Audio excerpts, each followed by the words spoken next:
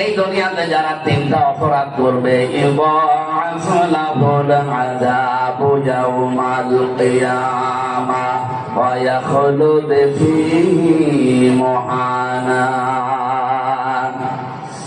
সূরা ফুরকানের ভেতরে আছে ৭০ নম্বর আয়াতে আল্লাহ জানিয়েছেন এই পৃথিবীর ময়দানে শেষ করার পরে কিয়ামতের দিন তাদের এই শাস্তিগুলো আমি আল্লাহ ডবল করে দেব এবং নিকৃষ্ট একটা জায়গায় অবস্থান করার জন্য তাদেরকে পাঠাবো, চিরকাল সেখানে তারা থাকবে। এই যে তিনটা অপরাধের শাস্তি ডবল হবে আমাদের জীবনে যেন এগুলো না আসে। ওয়াল্লাযীনা লা ইয়াদউনা মা'আল্লাহি ইলাহান আখার। এক নম্বরে দুনিয়াতে যারা আল্লাহকে ডাকে কিন্তু তার পাশাপাশি অন্য কাউকে ডাকে। আপনি আল্লাহকে একেবারেই ডাকে না তা না। ওয়াল্লাযীনা লা ইয়াদউনা মা'আল্লাহ, মা মানে সঙ্গে সাথে, আল্লাহকে ডাকে ইলাহান আখারা কিন্তু অন্য কাউকে এর সাথে তারা জড়িয়ে দেয়। আর এই গণাটা সবচাইতে বেশি বাংলাদেশ আর ভারতে। কি ঘুমাচ্ছেন আপনারা? আজকে থেকে আপনি আল্লাহকে ডাকবেন, পাশাপাশি অন্য কাউকে আর ডাকা যাবে না। বিভিন্ন দরগায় বিভিন্ন মাজারে কত জায়গায় দেখবেন দরবারে আল্লাহকে ডাকছে, পাশাপাশি আর একজনকে জুড়ে দেয়। এটা ব্রাহ্মণবাড়িয়া কুমিল্লা এলাকায় বেশি পাবেন। কিছুক্ষণ আল্লাহর নামে ডাকাডাকি করার পরে দেখবেন ইয়া আলী বাবা, শাহ আলী বাবা, কেল্লা বাবা, ফতে বাবা, খাজা বাবা, ন্যাংটা বাবা পর্যন্ত বলে। একটা মানুষ যদি ন্যাংটা হয় ওরা দেখলে আপনি বাবা বলবেন না তাড়িয়ে দেবেন, সেটাও অনেকের কাছে বাবা। এই যে আপনি আল্লাহর নামের পাশাপাশি কিছুক্ষণ পরে অন্য কাউকে ডাকলেন, আপনার শাস্তি ডবল হবে। আপনি বুঝে ডাকেন আর না বুঝে ডাকেন। যেহেতু এতদিন অনেকে জানতেন না, আজকে জানলেন।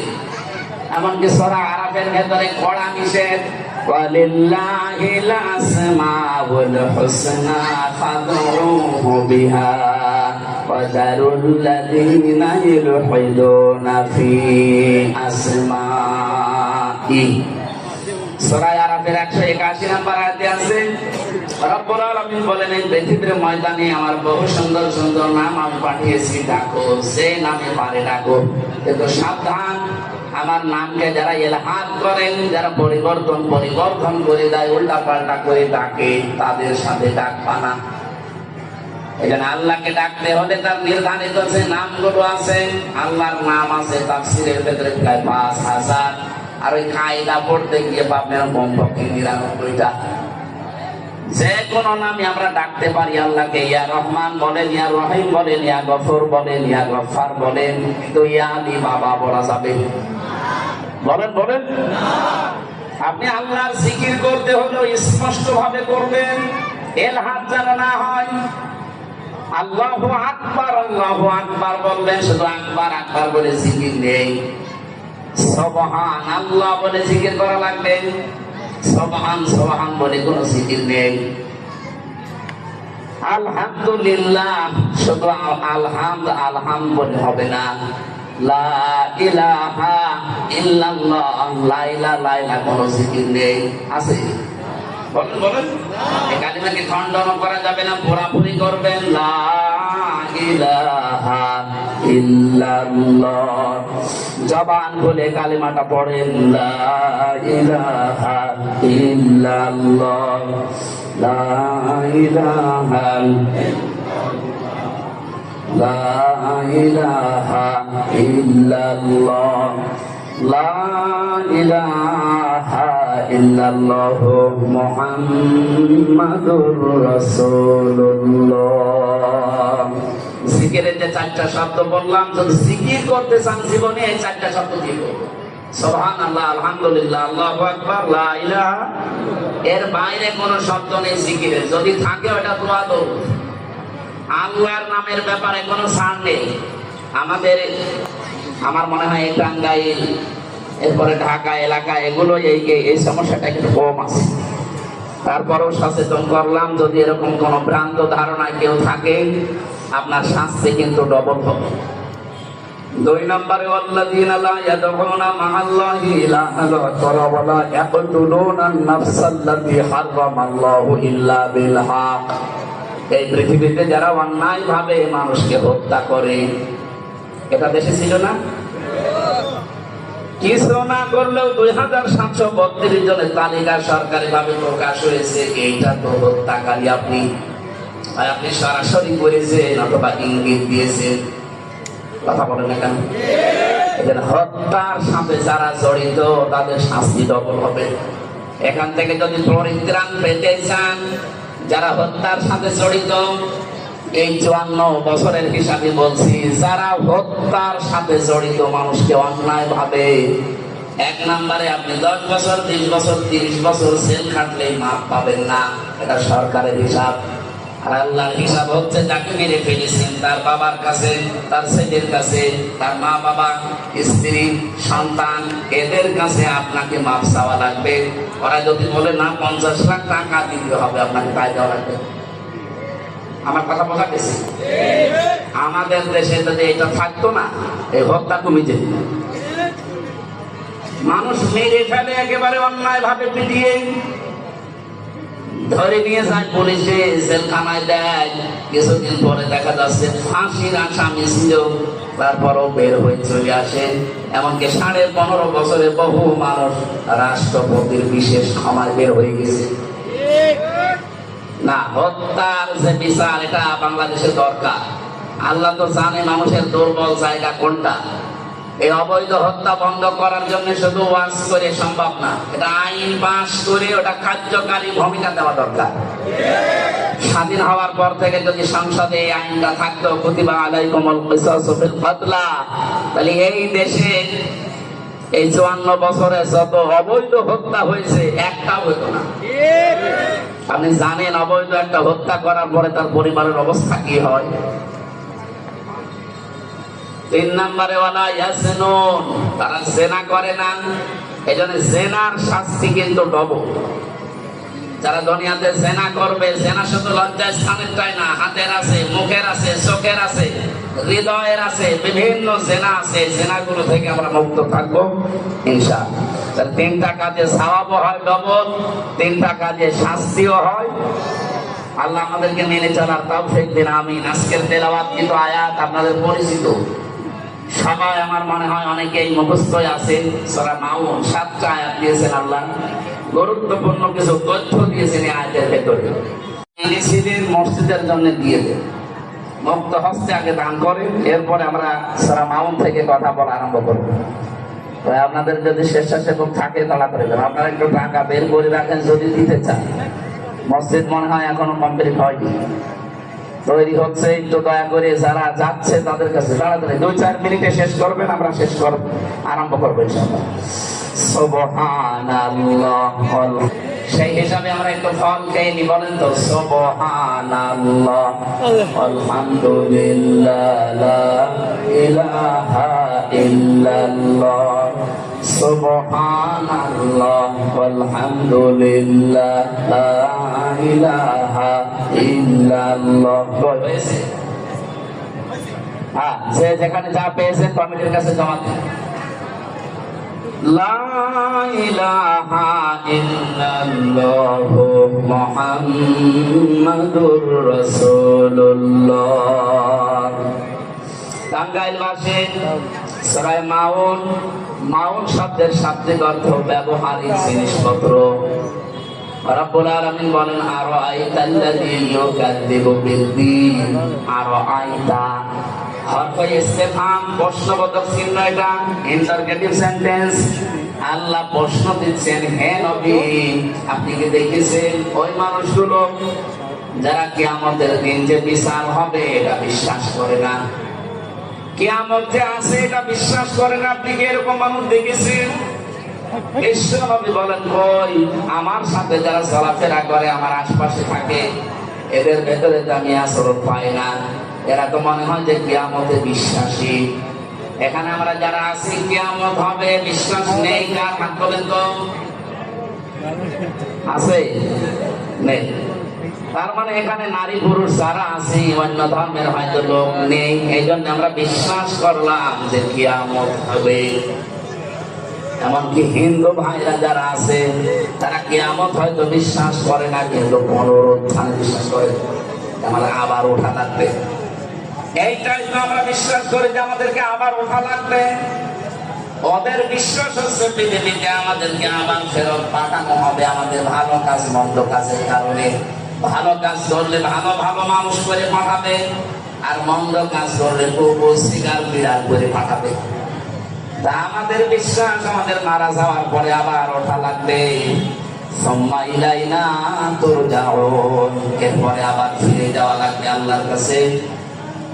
সাহাবীরা জিজ্ঞাসা করলেন, হে নবী, এই আয়াতটা নাযিল হওয়ার পরে আল্লাহ কি আপনাকে আর কিছু জানিয়েছে?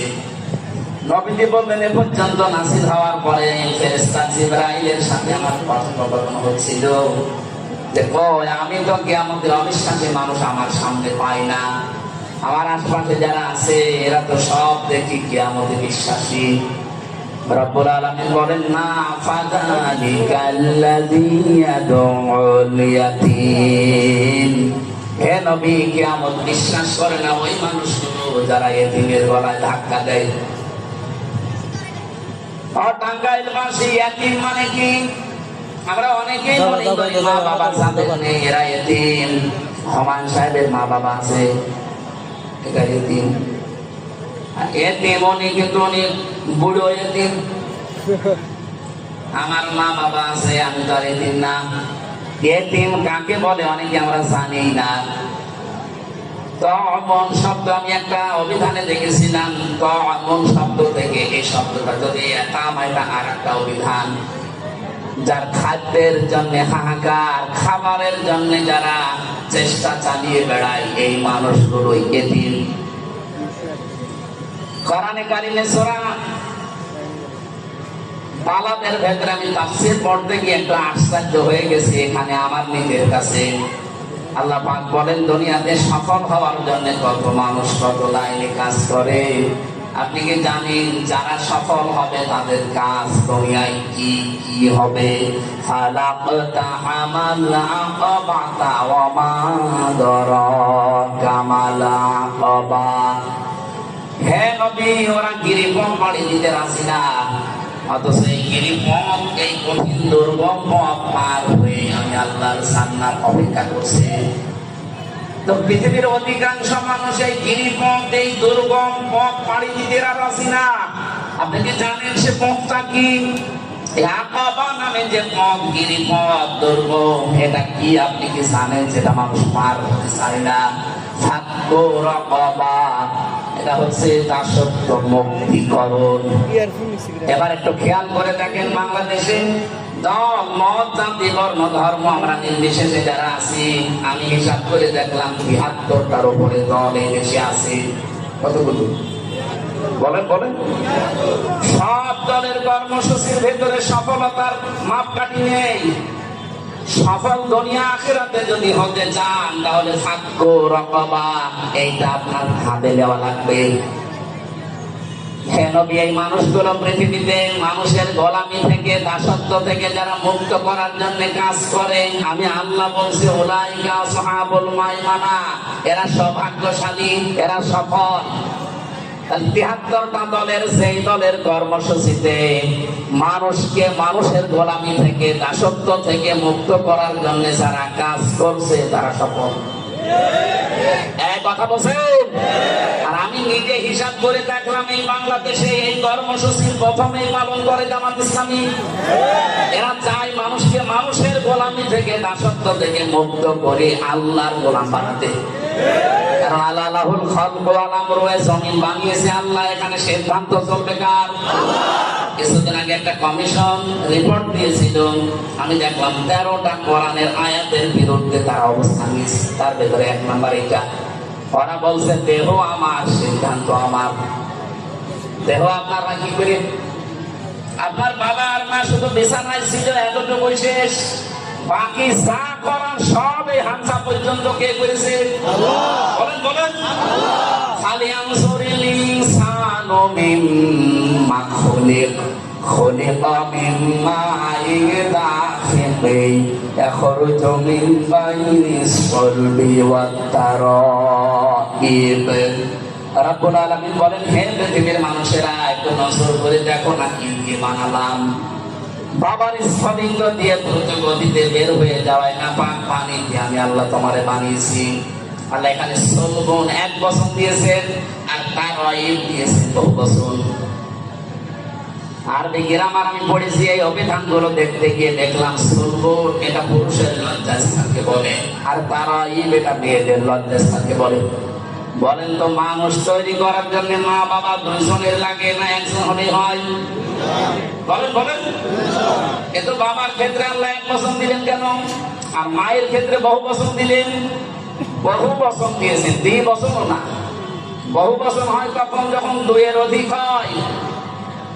আল্লাহ বাবার ক্ষেত্রে 1 বছর দেওয়ার কারণ, বাবা শুধু বিছানায় ছিল এই এতটুকুই, কিন্তু মায়ের সেটা পেটে যে বহন করে 10 মাস 10 দিন, আজ পর্যন্ত কোন বাবা এটা টের পায়নি।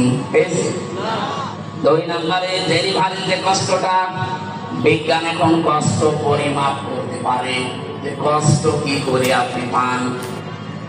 এই যে সামিয়ানাটা যদি ভাইকে বলে এটা একটু পরিমাপ করে দেন, তো উনি ফিতা দিয়ে মেপে দিতে পারবে না। বলেন, কষ্ট যে আপনি পান এটা পরিমাপ করার যন্ত্র আছে। এই পৃথিবীতে যত পুরুষ মানুষ আমরা আছি, সর্বোচ্চ 45 ডিগ্রি 45 ইউনিট কষ্ট যদি আপনাকে দেওয়া হয়, আপনি মরে যাবেন।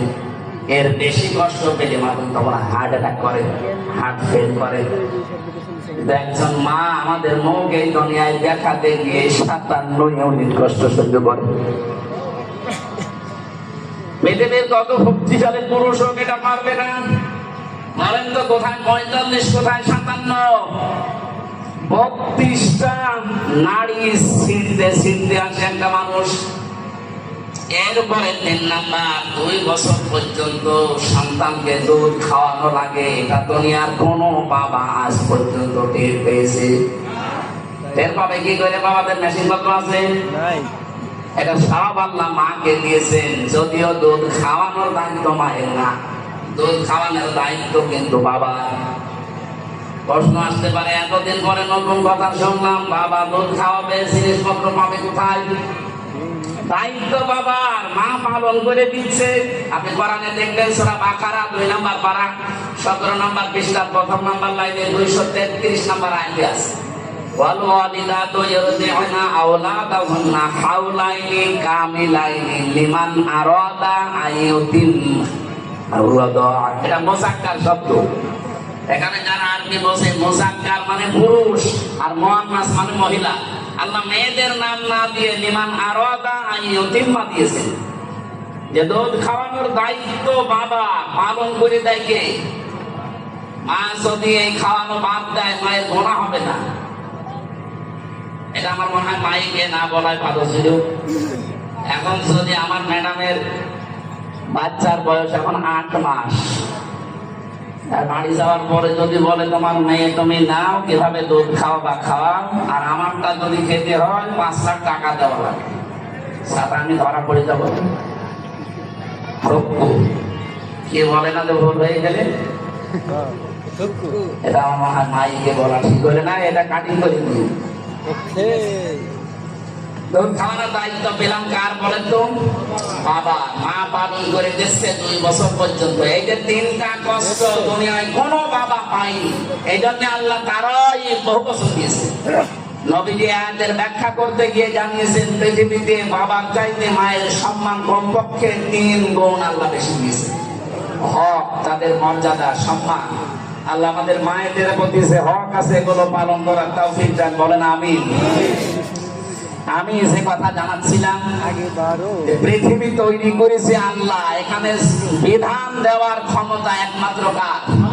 সুতরাং আমরা যদি সফল হতে চাই, তাহলে এই কাজ আমাদেরও হাতে নেওয়া লাগবে। আমরা চাই মানুষকে মানুষের গোলামি থেকে, মানুষের দাসত্ব থেকে মুক্ত করে আল্লাহর কাজ করা। আর এই কর্মসূচি জামাত ইসলামী বাংলাদেশের হাতে আছে। তারা চায় জমিন আল্লাহর, বিধান চলবে কার?